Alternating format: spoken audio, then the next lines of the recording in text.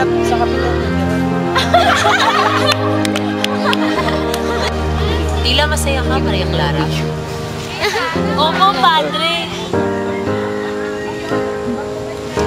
Ako naman ang tatanong sa guro ng kapalaran. Matutupad ba ang pangarap kong magpatayo ng paaralan? Ano sabi? Ang pangarap ay pangarap lamang? Hindi totoo yan. Ito ang katibayan. Isa itong telegrama ang nagsasabing ipapatayo na ang paaralan ko. Hindi nyo ba alam na masama maniwala sa mga ganito?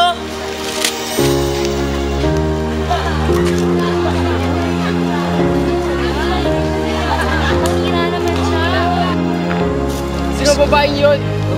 Siya si Sisa, ang ina ng mga sakristan. Nabaliw siya na nawala ang kanyang mga anak. Habulin niyo siya! Naipangako sa kanyang siya ay aking tutulungan.